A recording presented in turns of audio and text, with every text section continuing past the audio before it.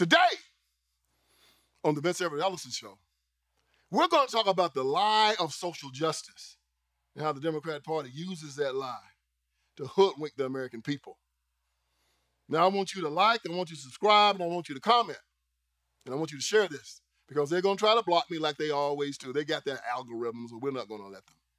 So we're going to talk about the lie of social justice and how the Democrats use it to hoodwink the American people today on the Vince Everett Ellison Show.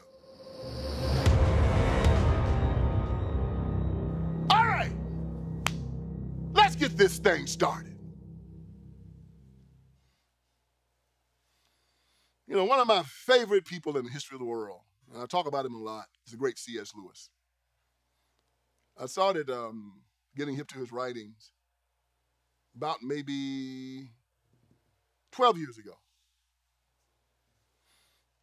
He was an atheist, and he turned into, and then he started believing in Jesus Christ. T.R.R. Tolkien convinced him that Jesus Christ was the Son of God. Tolkien was the guy that wrote The Lord of the Rings, and they were Oxford and Cambridge, very, very intelligent British guys. And after Lewis found Jesus Christ, he became the greatest Christian apologist of the 20th century, maybe in the history of the world. What is a Christian apologist? A Christian apologist is a person that tells you about Jesus Christ, their relationship with him. They answer your questions. Whatever they are, they'll answer. And Lewis had this, he had this radio show that he did that, where he did that in Great Britain for years. He also wrote a lot of books and just explained Christianity so well to people. Mere Christianity is one of the greatest books ever written, The Great Divorce, The Problem with Pain. But then he did another one called The Screwtape Letters. And in this one, he spoke about social justice, what I'm getting ready to talk about today. Now, let me set it up for you. The Screwtape Letters was a book written during World War II. And this is what it's about. You have this Christian man. He's anonymous. Good Christian man. The devil wants to turn him from Christianity, make him a sinner, right? Like he always does. So the devil sends his little nephew, another demon. The devil's name in this book is Screwtape. So the devil sends his little nephew. The nephew's name is Wormwood. He sends Wormwood to tempt this Christian man, to turn him away from Christianity. Wormwood is having a lot of problems doing this because this guy's devout. So each chapter, Wormwood has written Screwtape, the devil, a letter asking for advice. And the book, each chapter is the letter that Screwtape is sending to Wormwood, telling Wormwood how to turn this Christian man into a sinner. In chapter 23, Screwtape sends Wormwood this letter regarding how he could turn this man to a sinner. And in this letter, he mentions using social justice as a weapon. This is what Screwtape, the devil, is telling Wormwood, the demon, how to use social justice to turn Christians away from Christ. Remember now, this is the devil talking, and he's calling God the enemy. So when he says enemy, he means God. I'm going to read to you from Screwtape Letters. This is the devil talking to Wormwood. He says, we do want and want very much to make men treat Christianity as a means, preferably, of course, as a means to their own advancement, but failing that, as a means to anything, even to social justice. The thing to do is to get a man to value social justice as a thing which the enemy, God, demands. And then work him onto the stage at which he values Christianity because it may produce social justice. For the enemy, God, will not be used as a convenience. So he said that we want them to use Christianity as a means to an end. An end to anything, even social justice. Now to us, everybody said, well, what's wrong with that? What's wrong with using Christianity for social justice? Okay, well, how would you like to be used as a means to an end? Suppose you got a friend and you found out that your friend was using you for your money. Means to an end. That your friend was using you to help him hook up with girls. A means to an end. That your friend was using you for your house. A means to an end. Or using you for status. A means to an end. Or suppose you just found out, which was right, that your friend was with you because he was just your friend. Not my friend and my friend. That's what C.S. Lewis is talking about. People say we want to be involved in Christianity because God's going to give us a car.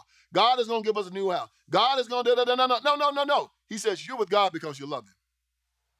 All these other things just come after that. But you said if he gives me nothing,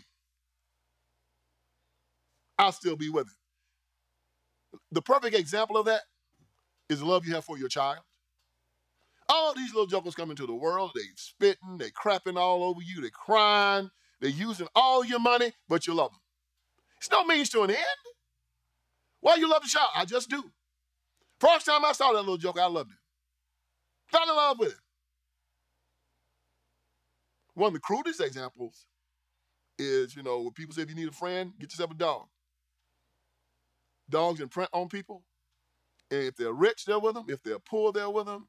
If they're down there with them, if they're out there with them, they're going to love them. That's what C.S. Lewis is trying to say. So what does social justice do? What does the social gospel do? Social gospel says you get with Christianity because if you do that, Christianity will then do this and that and that and that for you. No.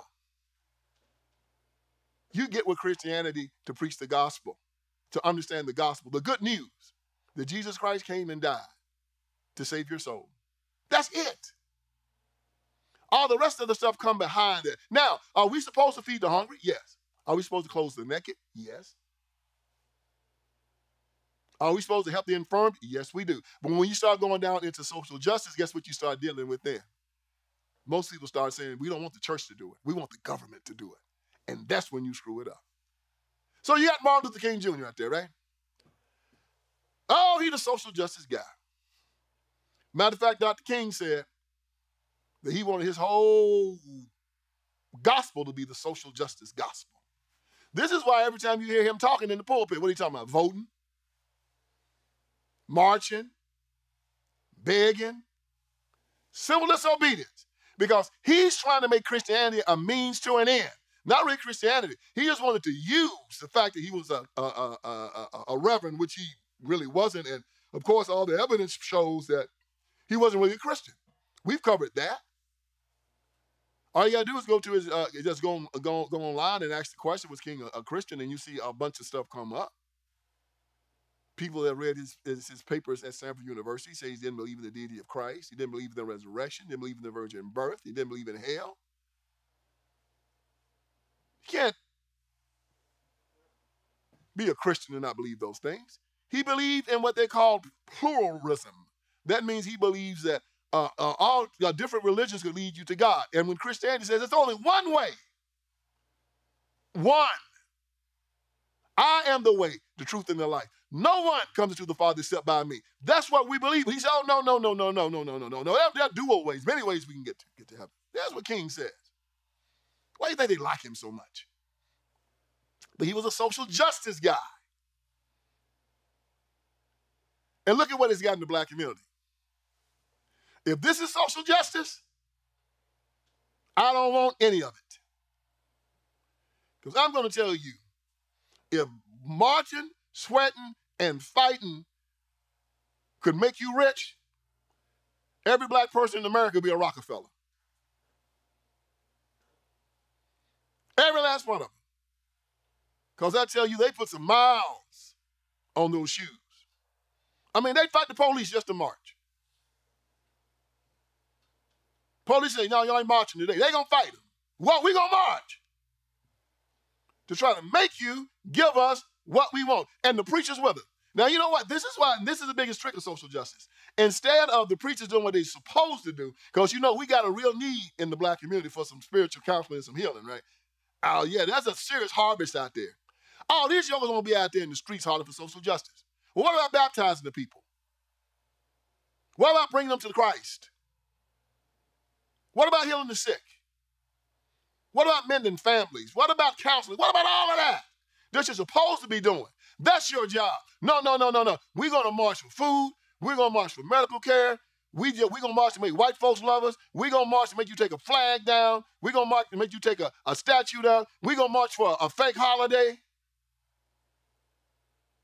He said, well, Reverend, shouldn't you leave that for the NAACP and for the black politicians? No, they want to be out front. And they ain't got nothing but crackheads and alcoholics and fornicators in their congregation. Go to church like a Sunday morning disco fashion show. Act like they're in the club. All they need to do is bring some liquor in. Bring some tables up so the women get on the table and start twerking in the church. That's why this is crazy, man.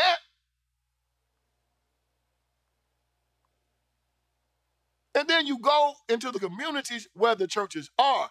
Oh, my God. People come from Haiti and say, I don't even want to live over here. They want to go back to Haiti. Say, I can't live over there, man, with these people. People from Africa come in, they don't want to live over. They want to go back to Africa. That's how bad it is.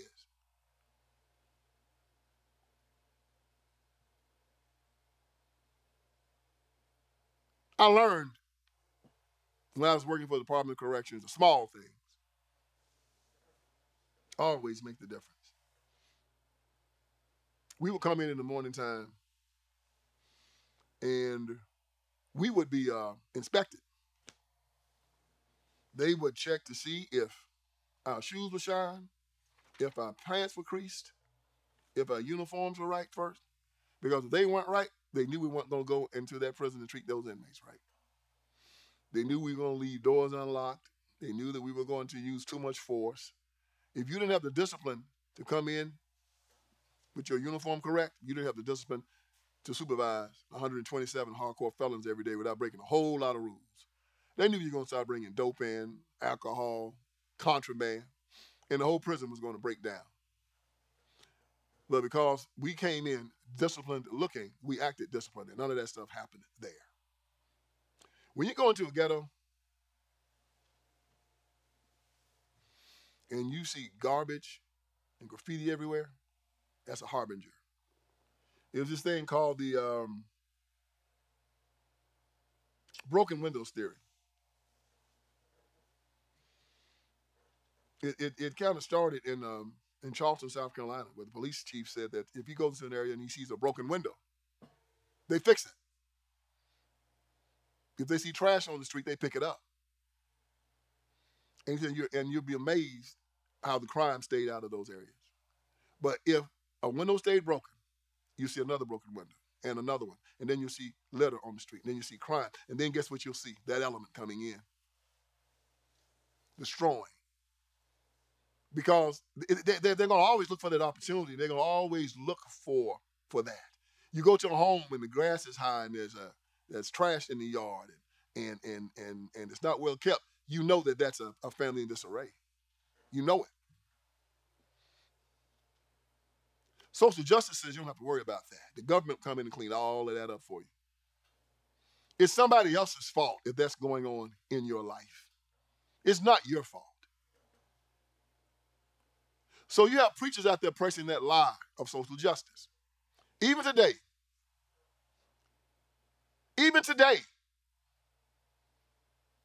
if you want to see, like I said before, the contempt that the Democratic Party has for Black America, just turn on your television, look on MSNBC, and look at Al Sharpton and Joy Reid. Always on there talking about white supremacy, always on there talking about social justice, always on there talking about victimization, talking about DEI, talking about how government is supposed to fix everything. And the one thing that social justice doesn't ever talk about, you know they don't ever talk about? Joker, never talk about God. So, what is social justice? Let me tell you real quick.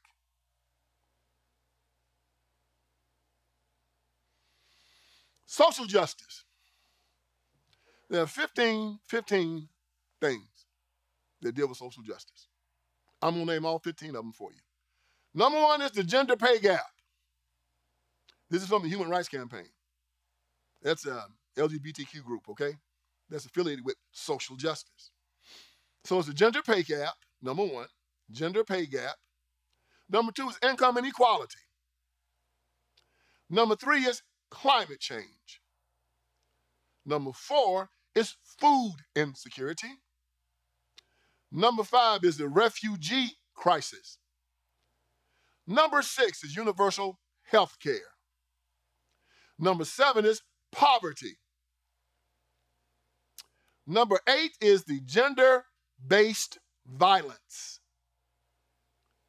Number nine is state violence. Number 10, threats to the trans community. Number 11 is eroding democracy. Number 12 is political extremism. Number 13 is cybersecurity threats. Number 14 is reproductive rights. And number 15, racism. Now, in all of that, where'd you hear bringing people to Christ? Nowhere.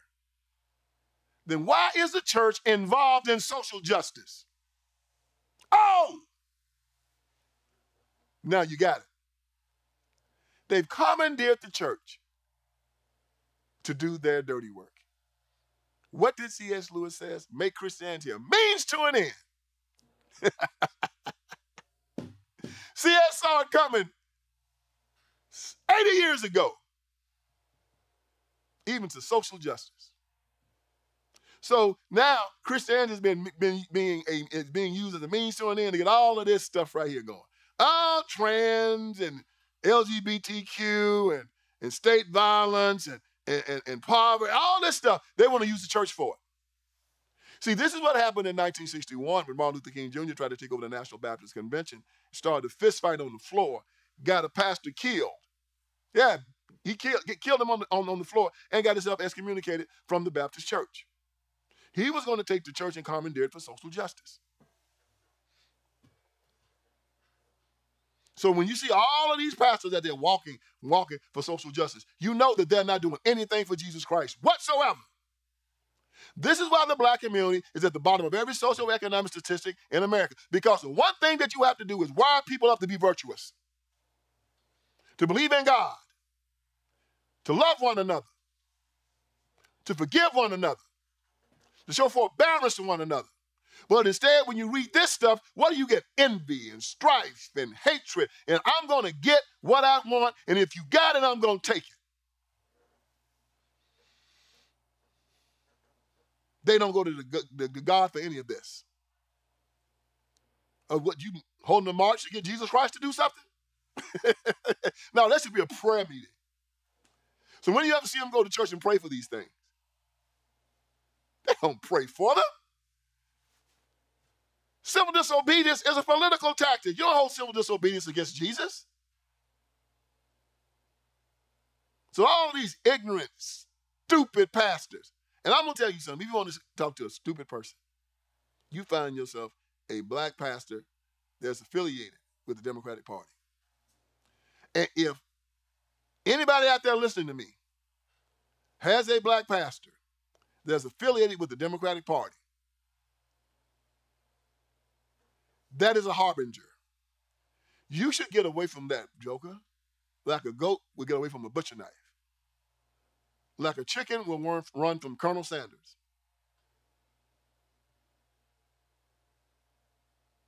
Yes.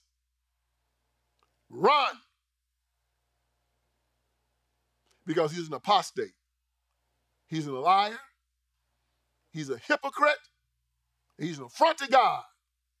You can tell him that Vince Everett Ellison said it. And if he wants to say something to me about it, he can find me online. I have called many of these no-good jokers out. I have one yet that ever wanted to debate me on this issue. They know who they are. Oh, you think they lying about the fact that they didn't know that Jesus Christ didn't call them to preach for them? They know he didn't call. If I walk up here and say, hey, you know what? Donald Trump told me to tell you this. You know, I know I'm lying. So they walk up and you say, well, Jesus Christ told me. You lying. Jesus Christ didn't tell you to do anything. You're an imposter. And then our Bible tells us there was going to be many false prophets that come in his name. He warned us. Many. And they asked the question, how do we know them? The same way you know a tree, by the fruit it bears. You will not get good fruit from a bad tree, a bad fruit from a good tree. Each tree and its fruit will be after its own kind. The social justice gospel is a lie. It's pie in the sky. You will only be successful in America by becoming virtuous, turning yourself over to Christ, and then being competitive in the marketplace. Getting up early, staying late, working hard, learning to read, write, a job skill, or inventing or making something that fills a void in the market. I don't care if it's cutting yards. I don't care if it's cutting hair. I don't care if it's making food. I don't care if it's cleaning houses, washing cars.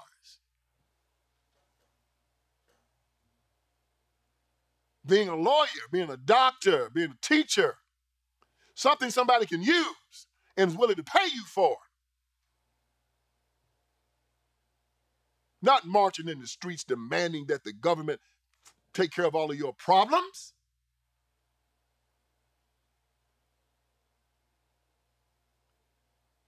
So now these communists and these Marxists have gone, they've co-opted these stupid black preachers who come out and they tell you, yeah, Jesus Christ would have wanted you marching so that you can, make the government do this and that for you. Let me tell you something. If Jesus Christ has ordained something for you, it is no power in the universe that can stop you from getting it. You don't have to ask anybody for it if he's told you you can have it. So Jesus Christ said, I'm going to get you this. You said, well, first I got to go ask the white man first, Jesus. You hold on right there. And I'm going to ask him and see if it's okay with him. Sir, yeah, Jesus said I can have this, but I got to ask you first. You're putting him over God. Do you understand how insulted Jesus would be by that situation?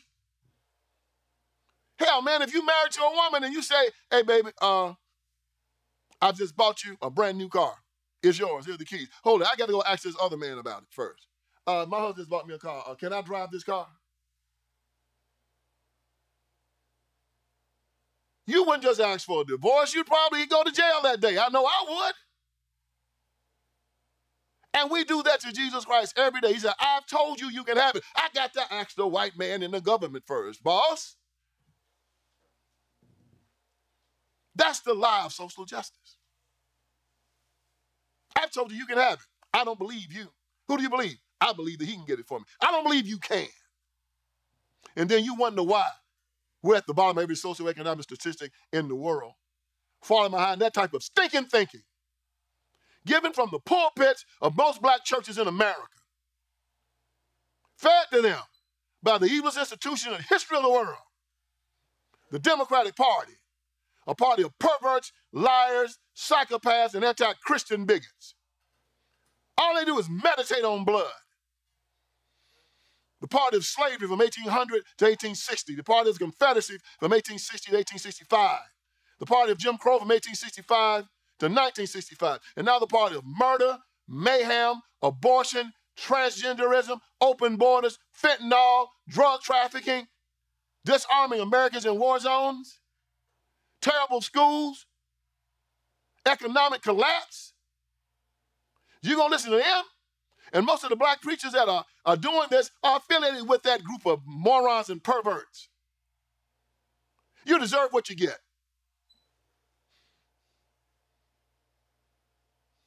I hold these people in utter contempt for what they've done.